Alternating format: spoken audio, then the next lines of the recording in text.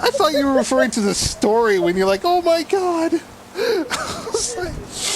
All right. And Has then it you really see the been? picture, you're like, what the fuck? His thoughts were interrupted by a low. No, wait, no, I skipped ahead. Here we go. The man furrowed his brow.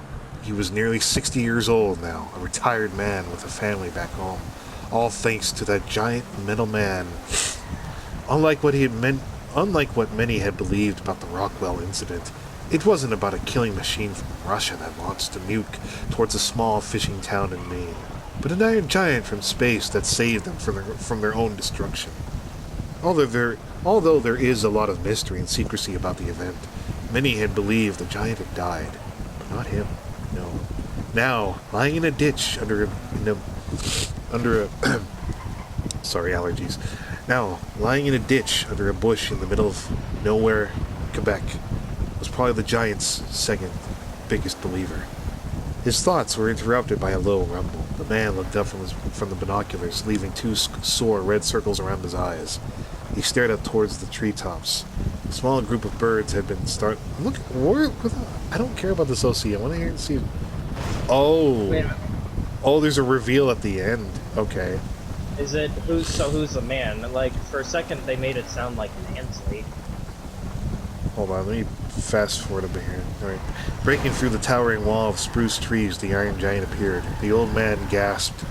He looked identical to the giant he had seen 30 years ago, only some minor discoloration from his metal frame.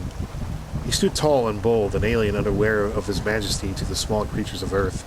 In his hand was what looked to be the remains of a large metal truck. The old man smiled. Many farmers farther north had complained of missing large equipment. He said he was about the size of a two-story house, the cadet whispered. His mouth hung open in terror. The old man chuckled. He just looks bigger when we are laying down. He is the size of a skyscraper. More like a very big two-story house. After a moment of hesitation, the cadet began to move. We should call for backup, the cadet decided. The old man's awe was slashed and replaced with a slight tightness of fear. About a mile behind them, a group of military personnel waited in case of any violence from the giant. They were armed with the latest missiles and equipment, ready to strike. No, the old man begged in a hushed voice. He doesn't react unless he feels threatened. Their presence will just make things worse. His eyes never wavered from the giant, who now had stopped to look at the metal sheet. The man smiled, like a kid in a candy shop. It was truly him. He was alive. The old man began to get up, but was pulled back down by the cadet. What are you doing? The cadet hissed. I have to go to him. We'll blow the entire operation. He is 60 miles away from the population. He can be there by tonight. He needs to be redirected. He needs to be contained. The men's argument was cut short as the giant dropped the tracker remains on the ground, causing the two men to instinctively cover their heads. In one swift movement, the giant picked up the metal sheet, examining it with both hands. He made a robotic gurgling noise as he folded the metal in half effortlessly.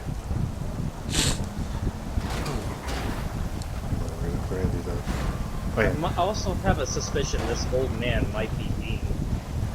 While the old man was amused, the cadet was mortified.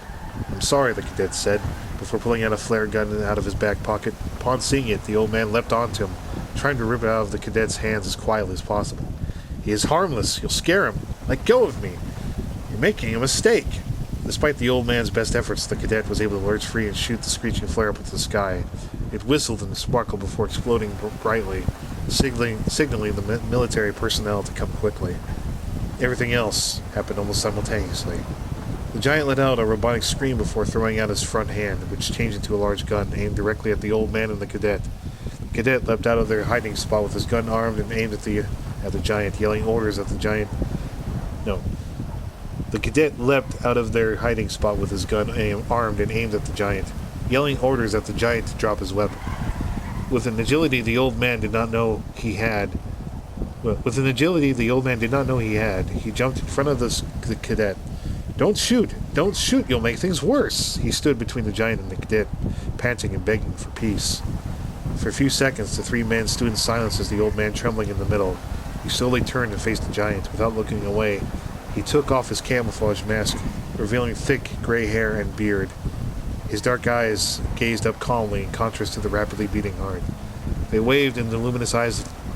They waved from the luminous eyes of the giant to the ominous glow of the alien gun. He raised his hand slowly, mumbling, "Don't shoot," to both parties, praying they would listen. His eyes lingered to the metal sheet now crumbled in the giant's other hand. It inspired him. You know, the old man stuttered, there are two kinds of metal in this forest, scrap and art. The old man pointed to the tracked remains and up to the metal sheet. If you're going to eat one of them, eat the scraps. What you currently have in your hand is art. So this is Dean.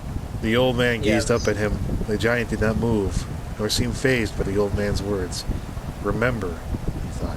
Please remember. The giant dropped his metal slate. The gun disappeared as the giant relaxed both of his hands to the side. With a large robotic smile, the giant at last spoke. There you go. And then he kicked him like a football. You go, I stay. You go, I stay. Yeet. But that does make sense that Dean would stay in Rockwell. Should I even read the next one? There are two Well, places is man that- has yet to fully explore. The Is heavens that above the and the watery exact- depths below. Is What that happens all with- of that? No, Is there that are all of 2 it? pages of this shit, dude. You should link it to me. I'm probably gonna go to bed though. It's what time? What happens when a denizen of outer space and the denizens of the ocean meet? Is this one where he meets fucking mermaids? The last passage What of I my really deck. want is here. Link Oh. this to me. I need to. I think I'll call it here. Alright. It's near. It's 5:20 for me. Yeah, you need to go to bed, dude. And I need to get to work. But Got some stuff I gotta had do. to listen. I'm like trying to figure out who this is. Like, yeah, this is Dean. Alright. That's Still smart, remember that though. There are two kinds of metal in this yard: scrap and art. And you eat one of them, eat the scrap. It's what you have in What your you hand currently have is art. All right. That's why I should have But said. yeah. I should have yelled that to Zach when he destroyed my car, my beautiful car. What just happened? You motherfucker! Did you just kill us? Yes. Yeah. No, I'm just kidding. You son of a bitch! Uh oh. and then away. Uh oh. Oh shit. Oh god, no! I was placing a phone call, you fool. I didn't. No, you Like, can't do this to me. All the lives I've taken and the lives I've ruined. This isn't helping my case. Robots. How many people have actually watched that movie or remember? No way, no. I think I got it wrong. It was.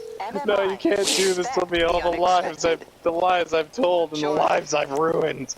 This isn't helping.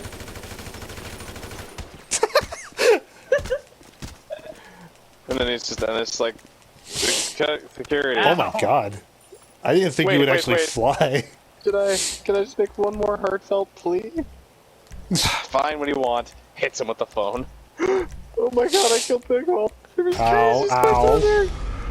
I didn't know that a shot through the neck. Your guy just looks around like, huh? What is that? All right, I really gotta go. All right, it was fun That's hanging. pretty much me. Just the case of, oh my god, I hit this person. I'm as crazy as my father. Guy groans. I hit him again. Yeah. All right, I'll see you guys. You guys have a good one. Alright, take care. See ya. I'm gonna head out too. See ya. Bye. So the stream's on Monday. Yeah. Rusty's gonna be showing up a bit late though. Yeah, I thought he was getting off at like 9 or 10. It looks like he's gonna be getting off at 11, so he